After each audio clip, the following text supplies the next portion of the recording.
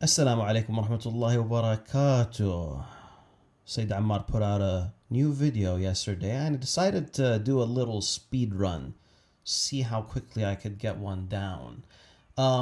So before even starting off the video, a message to my Shia friends that are pretending to be Sunnis in the comments and saying things like my response to Sayyid Ammar was insufficient. Now, before lying to me and before lying to the audience, remember that Allah subhanahu wa ta'ala is watching you, and if you are someone that's upon the truth, then why do you need to lie? Secondly, if you're going to lie, then change your usernames instead of using something so obviously Shi'i like Nur Ali. Also, be sure that you don't have Shi'i videos on your page because I tend to check these things.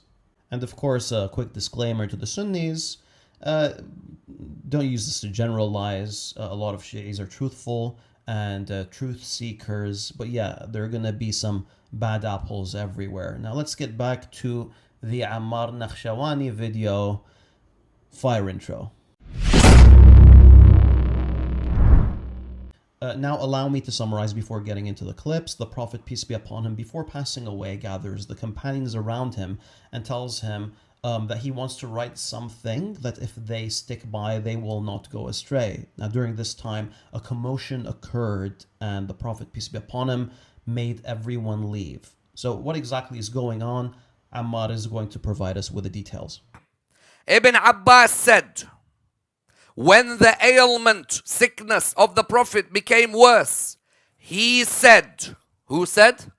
Rasulullah sallallahu alayhi wa alayhi said, bring for me writing paper, and I will write for you a statement, after which you will not go astray.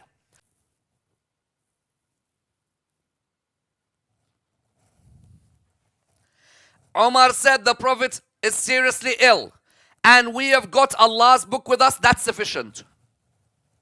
You know that's sufficient, and the man who came with the book doesn't, huh? You know it's sufficient. The man who came with the book doesn't know. But you know it's sufficient. So why didn't you come with the book? It was better if you came. When you ask me why am I Shia, just look at this. Let's continue. It hasn't even finished. Let's continue. But the companions of the Prophet differed about this, and there was a hue and cry. فاختلفوا وكثر اللغط. There was a hue and cry. So you know what's just happened? 3 days before the Prophet, 4 days, 5 days before the Prophet's passed away, the companions are blatantly having a war of words, and these are the people I'm meant to trust with this religion now. The ones who in the house of the Prophet are, what does it say here? Hue and cry. On that the Prophet said to them, go away and leave me alone. Can you imagine if your last action on this earth was the Prophet kicking you out of your house? So we have two ways of looking at this. First of all, who is this man? Umar bin Khattab radiallahu anh is someone that converted to Islam early on when the Muslims were a minority. He feared for his life because he was literally going to get killed. He's forced to leave his home. Of course, the Muhajirin, all of them, they're in a state of weakness and they cannot face the oppression of the kuffar. Some of them are actually killed. So he leaves his home along with them. When they're in Medina, they are, of course, now they're fighting their own original tribe. They're fighting Quraysh. Umar bin Khattab kills his own uncle. They're all fighting side by side with the Prophet, peace be upon him, in order to allow Islam to survive. Everything that he's doing in adherence to the Prophet, peace be upon him, because he believes in the message of Islam and he believes in the Prophet, peace be upon him. So, now with this in mind, when Umar bin Khattab says, the Prophet, peace be upon him, is overcome with pain, is it likelier that Umar is saying this because he wants to prevent the Prophet, peace be upon him, from delivering his message and from preventing his will? Or is it likelier that Umar actually sincerely sees the Prophet, peace be upon him, being overcome with pain? And he wants whatever the Prophet, peace be upon him, is going to dictate, to do it later when he's better. Now keep in mind, the Prophet, peace be upon him, is unable to pray in the jama'ah, despite it being a few meters away because of the pain he's in. The Prophet, peace be upon him, is passing out every once in a while. The Prophet, peace be upon him, is suffering twice as much as the average person. So why not just wait for him to get better? And I know people are thinking, Ya Farid, but he's on his deathbed. He's not going to get better. Well, Umar didn't know that. When the Prophet, peace be upon him, died, Umar denied it. He couldn't believe it. Even Ali bin Abi Talib thought that the Prophet, peace be upon him, was getting better, and he didn't know that the Prophet, peace be upon him, was on his actual deathbed. Ya Jama'ah, think of it this way. You have a sheikh who you adore, who you appreciate, and he's really sick. Is that the day that you're going to go to him and say, Ya sheikh, teach us hadith, or teach us fiqh, or teach us tafsir? Or are you going to wait a few days until he gets better? If you were in that position, what would you do? Now, if you knew that he was on his deathbed, maybe he's going to tell me something I didn't know. Yeah. But you don't know that he's on his deathbed. Can you imagine if your last action on this earth was the Prophet kicking you out of your house? Ya Sayyid, there's a very strange way of framing it, because it's not like whoever's being kicked out of the house is a kafir or a fasiq or anything like that. Remember, the Prophet, peace be upon him, kicks everyone out of the house. Even the people that want him to dictate whatever he was going to say. So this could have been Ali ibn Abi Talib. Or are you saying that Ali wasn't there at the time? Yeah, the Prophet, peace be upon him, kicks out everyone. It could have been Ali, Salman, Al-Miqdad, Abu Dhar. It could have been anyone. I mean, the only person who we know was in the house after that was al-Mu'mineen Aisha, because it's her house. Now, let's move on to another one of Sayyid Ammar's misrepresentations.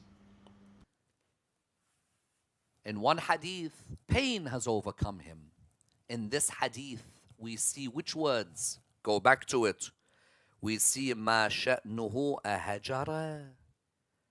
Sufyan gives the meaning here. هذا, هذه. What do you want? The explanation here. The explanation of that, go to any definition. That is you literally believing that this person is now, and the translation is even so clear, it's delirious. That Umar and the companions who were there were calling the Prophet.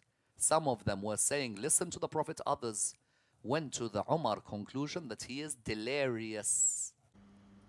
The hadith that he's quoting doesn't even say Umar said this to the Prophet, peace be upon him. It doesn't say that Umar said that the Prophet, peace be upon him, is delirious.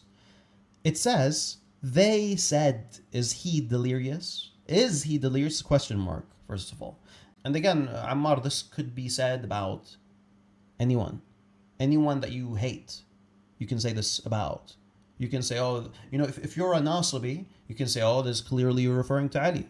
Ali definitely didn't want the Prophet, peace be upon him, to write his will, because his will was going to be to Muawiyah. Or Yallah, something more believable. His will was going to be about Abu Bakr. He wanted Abu Bakr to become the next caliph.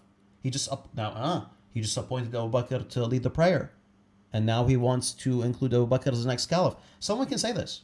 Now, I'm not going to say this because there's no evidence for this, in the same way there's no evidence that the Prophet, peace be upon him, wanted to appoint Ali. So folks, we're not people of whims, we're not people of desires, we're people of dalil, and we only speak with dalil. But there still remains one question. There's a few questions, actually. One of them is, why didn't the Prophet just write it in the last couple of days?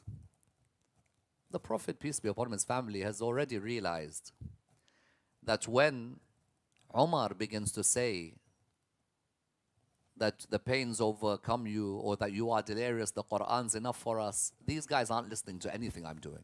So ya Habibi, you're saying that Rasulullah ﷺ lost his patience and couldn't deal with the question, is he delirious? Okay. Despite it not coming from like a malicious intent, while he was patient with Kuffar Quraysh for 13 years, calling him a madman, accusing him of being a madman, his tribe, his uncle, he was patient with them, stayed with them for 13 years, repeating his message. And you're saying he couldn't do it? A few days before his death, he couldn't deliver his message? Is that what you're saying? Is that the claim?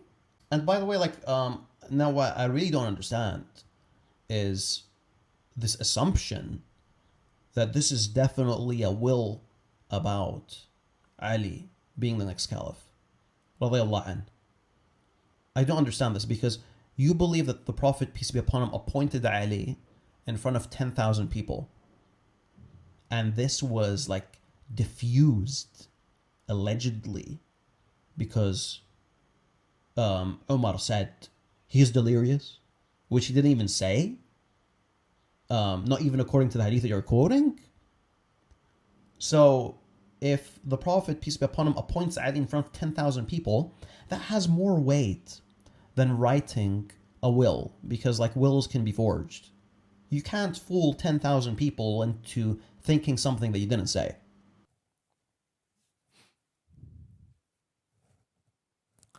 People used to say to me that you Shia, your difference with the Sunnis are about Imama and Khilafah. No. My difference is that we don't revere people who would call our Prophet delirious.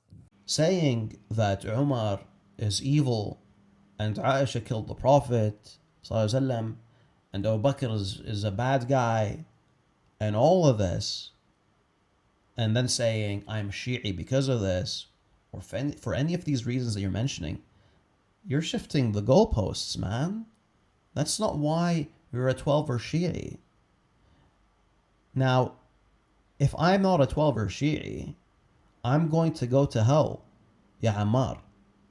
According to you, I'm going to go to hell. Now, I tell this to Qadianis. I'm not interested in getting into this side discussion about the death of Isa alayhi salam. What's important to me is that you prove that Mirza Ghulam Ahmad was a prophet.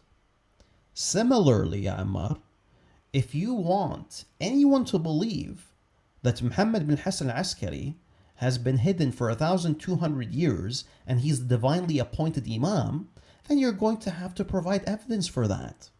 It doesn't matter if Taraweeh is haram and Mut'a is halal. What's the point of spending 2 hours discussing topics like that? طيب, let's say you convince people of this. Let's say you convince people that Taraweeh is haram and Mut'a is halal. So what? You get people to pray less and have more sexual intercourse. And then what? They're still going to go to hell. So do the Muslims a favor and provide evidence for the foundations of your ideology. Provide evidence for the imamah of the 12 imams. فجزاكم الله خيرا, and may Allah guide the Shias.